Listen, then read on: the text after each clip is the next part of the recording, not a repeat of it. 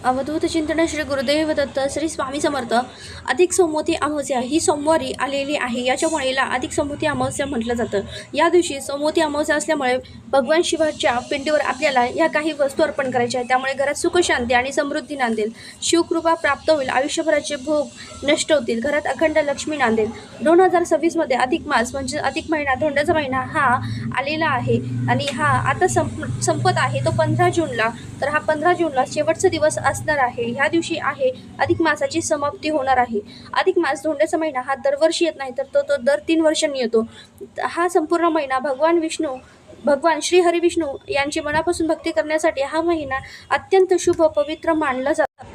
अधिक महिन्याला अधिक मास, धोंड्याचा महिना, पुरुषोत्तम मास, मलमास म्हणून देखील संबोधले जाते. बघा, आपल्या हिंदू धर्मानुसार अधिक महिन्याला कोणतेही स्वामी नसल्याने भगवान श्री हरी विष्णू महिन्याला आपले स्वतःचे नाव देऊन पुरुषोत्तम मास असे म्हटले जाते. पण त्याचबरोबर हा महिना जेव्हा संपत येतो, त्याचा शेवट जेव्हा अमावस्याला होतो, तर ही अमावस्या जेव्हा समोर येते तर तेव्हा त्याला सोमवती अमावस्या म्हटलं जातं. पण ही तब्बल 30 वर्षानंतर आलेली ही सोमवती अमावस्या अत्यंत महत्त्वाची आहे. कारण की ही अधिक महिन्यातले जेव्हा सोमवारी ही अमावस्या येते, अधिक महिन्याचा शेवट हा सोमवारी होतो, तेव्हा त्या दिवसाला अधिक सोमवती अमावस्या असं म्हटलं जातं.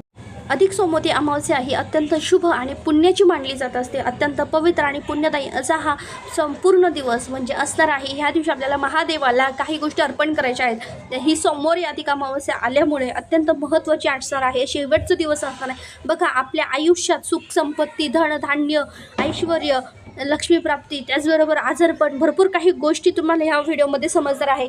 तर बघा, तुम्हाला माहिती आहे आपल्याला भगवान विष्णूंची ह्या महिन्यामध्ये सेवा करायची आहे. पण त्याचबरोबर भगवान शिवाची उपासना आपल्याला ह्या शेवटच्या सोमवारी करायची आहे. ज्यांना कुणालाही या महिन्यामध्ये काही सेवा करता आली नाही किंवा थोडी जरी झाली तरी हा महिना अतिशय महत्त्वाचा असणार आहे. हा शेवटचा दिवस आपल्या सर्वांच्या आयुष्यात सुख समृद्धी घेऊन येणार आहे.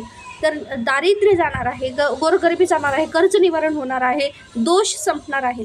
बघा, आता आपल्याला ह्या दिवशी काय करायचं आहे, अतिशय श्रद्धेने काही वस्तूंचं शिवमंदिरामध्ये आपल्याला दान करायचं आहे. भगवान विष्णू दोघांची कृपा प्राप्त होणार आहे. तर ह्या दिवशी कोणाला दान करायचं आहे, कसं दान करायचं आहे आणि काय करायचं आहे, बघा, ह्या सगळ्यांचं आपल्याला त्याचं आपण जे दान करणार आहोत ते कोणत्या भावनेने दान केल्यास आपल्याला अक्षय पुण्य फळ प्राप्त होणार आहे. म्हणून आपल्याला हा व्हिडिओ अगदी शेवटपर्यंत तुम्हाला नक्की बघायचा आहे. आपला हा व्हिडिओ जे कोणी नवीन बघणार असणार आहे त्यांनी नक्कीच चॅनलला सबस्क्राईब अवश्य करा. तुम्ही जर हा व्हिडिओ कुठूनही बघत असाल, नक्कीच श्री ओम नमो भगवते वासुदेवाय, ओम नमः शिवाय ह्या मंत्र तुम्हाला कमेंट करायचे आहे आणि त्याचबरोबर जास्तीत जास्त शेअर करायचं आहे, लाईक करायचं आहे. ह्या महिन्यामध्ये आपण जास्तीत जास्त दान केलं आहे, ह्या काळात दान केलं आहे, पण ह्या दिवशी आपल्याला जास्तीत जास्त दान करायचं आहे. ते आपल्याला व्यर्थ जात नाही, आपल्याला त्याचं फळ मिळतं. घरातल्या अडचणी दूर होतात, पैशांच्या समस्या कमी होतात. बघा, मानसिक शांती मिळते आणि भगवान विष्णू महादेवाची कृपा आपल्या कुटुंबावर कायम राहते. तर आपल्या सगळ्यांना माहिती आहे की दान करताना एक गोष्ट नेहमी लक्षात ठेवायची की दान हे दिखाव्यासाठी करायचं नसतं. पण मनामध्ये अहंकार, स्वार्थ किंवा दुसऱ्याला वाईट भावनेने किंवा आपण म्हणतो ना, कधी कधी आपल्या मनात वेगळे विचार चालू असताना आपण दान करून जातो. हे कधीच नसायला पाहिजे.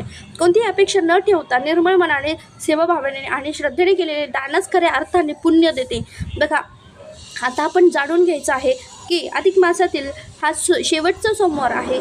त्याच दिवशी म्हणजे शेवटच्या सोमवारी ही अधिक सोमवती अमावस्या असणार आहे. यामध्ये कोणत्या वस्तूंचं दान करायचं आहे, त्यातलं पहिलं आहे काळे तीळ आणि जलदान. अधिक मासातील सोमवारच्या दिवशी म्हणजेच अधिक सोमवती अमावस्येला शिव मंदिरामध्ये जाऊन भगवान शिवशंभूंना जल अर्पण करायचं आहे. त्यामध्ये थोडेसे काळे तीळ, आता सकाळी अमावस्या संपणार आहे, मग दिवसभरात तुम्ही कधीही केलं चालतं कारण तिचा पर्वकाळ चालूच असतो. काळे तीळ टाकून अभिषेक करायचा आहे. या काळातील दान अत्यंत शुभ मानलं जातं. त्यामुळे पितृदोष शांत होतात, शनिदोषाचा प्रभाव कमी होतो आणि जीवनातील नकारात्मकता दूर होते. जर तुमच्या जीवनामध्ये सतत अडचणी येत असतील, कोणत्या कामामध्ये अडथळे येत असतील, तर हा उपाय अत्यंत यशस्वी मानला जातो. बघा, आपल्या कुठल्याही गरजू व्यक्तीला शुद्ध पाण्याचे दान केल्याने देखील मोठे पुण्य असते. या दिवशी दान करणाऱ्याला खूप महत्त्व आहे. जलदानामुळे सकारात्मक ऊर्जा वाढते आणि मन शांत राहतं. आपले पितृ जिथे कुठे असतील त्यांचा आशीर्वाद आपल्याला मिळत असतो. ह्या दिवशी आपल्याला अन्नदान किंवा धान्यदान, आपल्याला हिंदू धर्मामध्ये अन्नदानाला सर्वश्रेष्ठ दान मानलं जातं. कारण जेव्हा आपल्या एखाद्या भुकेल्या व्यक्तीची भूक भागवतो तेव्हा त्या व्यक्तीला मनातून निघणारा आशीर्वाद थेट देवापर्यंत पोहोचतो असं मानलं जातं. अधिक मासातील सोमवारच्या दिवशी जी अमावस्या आलेली आहे त्या तुम्ही लवकरात लवकर जर तुम्ही तिथे ह्या उपाय करत असेल तर अतिशय उत्तम. आता बघा, ह्या दिवशी काय करायचं आहे, तुम्ही तांदूळ, गहू, डाळ, साखर किंवा कोणत्याही प्रकारचं धान्य या दिवशी गरजूंना दान करू शकतात. किंवा जर तुमच्याजवळ शिवमंदिर असेल तर गरीब व्यक्तींना अन्नदान जरूर करा. आपल्या यथाशक्तीने तुम्ही जर काही त्यांच्या घरात एक टाईमचं जरी जेवण शिजते असं काही तुम्ही जर दान देऊ शकत असेल ना तर अतिशय उत्तम. तुम्ही हे पण तुम्ही करू शकता. बघा, ह्यामुळे काय होते, अन्नपूर्ण माता आणि माता लक्ष्मीची कृपा आपल्या घरात कायम टिकून राहते. भगवान विष्णूंना सुद्धा या गोष्टी खूप प्रिय आहेत. मग या गोष्टी करणं तेवढंच महत्त्वाचं. भगवान शिवांना दूध हे खूप प्रिय आहे. कच्चं दूध अत्यंत प्रिय आहे. आपण जेव्हा श्रावण सोमवारी हे दूध वाहत असतो तेव्हा आपल्याला हे दूध, आता अधिक सोमवारी अमावस्याला हे दुधाचा अभिषेक, आपल्याला ओम नमः शिवाय म्हणत या दुधाचा अभिषेक करायचा आहे. घरात शांती मिळते, घरातील मानसिक तणाव दूर होतात. एखादा गरीब कुटुंबाला जर तुम्ही दूध दान केलं तर त्याने चंद्रग्रह मजबूत होतो असं म्हटलं जातं. चंद्राचा संबंध आपल्या मनाशी असतो म्हणून मन शांत राहत नाही, नातेसंबंध सुधारतात आणि आई वडिलांचे आशीर्वाद कायम राहतात. आता यानंतर काय, तुपाचं दान आहे. आपल्याला सगळ्यांना माहिती आहे, शुद्ध देशी तूप भगवान शिवांना अर्पण करणे अत्यंत शुभ मानले जाते. तूप हे काय आहे, माता लक्ष्मी आणि भगवान विष्णूंचा यांचा संबंध असतो. ज्या घरात तूप असतं त्या घरात कधीच कशाची कमी पडत नाही. पण जेव्हा हे तूप आपण आपल्या सोमवती अमावस्याला भगवान शिवांना अर्पण केलं तर बघा, ह्यामुळे काय होतं, घरातील दारिद्र्यता कमी होते आणि आर्थिक संकट दूर होतात. जीवनामध्ये स्थैर्य येतं. जर तुमच्या घरामध्ये सतत पैशांची अडचण असेल, कष्ट करूनही पैसा टिकत नसेल तर हा उपाय अत्यंत लाभदायक मानला जातो. बघा, शिवलिंगासमोर तुम्ही तुपाचा दिवा लावल्याने देखील महादेव अत्यंत प्रसन्न होतात. शिवलिंग हे साक्षात महादेवाचं, शिवाचं हे प्रतीक असतं. पांढरे वस्त्रदान आपल्याला काय करायचं आहे, अधिक मासातील सोमवारच्या दिवशी ज्या गरीब व्यक्तींना, जर खरंच त्यांना जिथे गरज आहे तिथे खरंच कपडे घालण्यासाठी नाही, त्या व्यक्तींना आपल्याला वस्त्रदान करायचं आहे. अत्यंत पुण्यदायी मानलं जातं. विशेषतः तुम्ही दिवसभरात हे कधीही वस्त्र तुम्ही दान देऊ शकतात. पांढरे वस्त्र द्या किंवा निळं वस्त्र द्या किंवा त्यांना जे वस्त्र हवं आहे ते तुम्ही दान करू शकता. याच्यामुळे शांततेचे आणि पवित्रतेचे प्रतीक मानलं जातं. बघा, वस्त्रदान केल्याने घरातील नकारात्मकता दूर होते, आर्थिक स्थितीत सुधारणा होते आणि भगवान शिव शंभूची कृपा प्राप्त होते. आता त्यानंतर शिवपिंडीवर आपल्याला बेलपत्र आणि फळदान अर्पण करायचं आहे. भगवान शिवांना बेलपत्र अत्यंत प्रिय आहे. अधिक मासातील सोमवारच्या दिवशी म्हणजे आपल्याला अधिक सोमवती अमावस्याला शिवलिंग, बेलपत्र हे अर्पण करून गरजूंना ह्या आपल्याला जे काही आवश्यक आपण फळ जे काही घेऊन देऊ शकतो त्यांना ते घेऊन द्यायचे आहे. याच्यामुळे घरातील आजार पण कमी होतात, कुटुंबामध्ये आनंदाचे वातावरण निर्माण होते. जर तुम्ही मंदिरामध्ये येणाऱ्या गरीब मुलांना किंवा वृद्धांना फळ वाटप केलं तर त्याचं पुण्य अनेक पटीने वाढून मिळतं.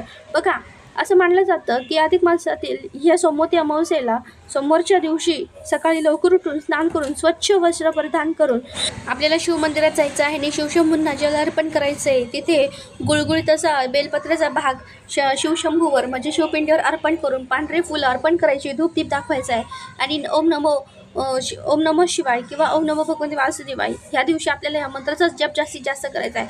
जेव्हा आपण शिवाभिषेक करत असेल ओम नमः शिवायचा मंत्र जप करायचा आहे. श्रद्धेने आणि सेवाभावनेने या वस्तूंचे दान करायचं आहे. बघा, महादेव हे भोलेनाथ आहेत, ते भक्तांच्या भावनेवर प्रसन्न होतात. दानामागील भावना शुद्ध असेल तर छोटासं दान देखील मोठं पुण्य देतात. अधिक सोमवती अमावस्येला शिवलिंगावर आपल्याला जर दही अर्पण केलं तर जे जुन्यात आजारे असतात किंवा जे काही आपल्या आयुष्यात त्या अडचणी चालू असतात त्यासुद्धा दूर होतात. आपल्या घराचं स्वप्न पूर्ण होण्यासाठी किंवा एखादं अडलेलं काम असतं की बघा, घराचं काम अडलेलं असतं किंवा जागा घेण्यासाठी काहीतरी अडचणी येत असतात, त्याच्यासाठी दही अर्पण केलं तर महादेव हे नक्कीच आपल्यावर प्रसन्न होत असतात. झालेली सेवा स्वामींच्या चरणी रुजू करताना व्हिडिओ इथेच थांबवते. व्हिडिओ आवडला असेल तर नक्कीच लाईक करा, शेअर करा आणि सबस्क्राईब करा. श्री स्वामी समर्थ. ओम नमः शिवाय. ओम नमो भगवते वासुदेवाय. ओम नमो नारायणाय.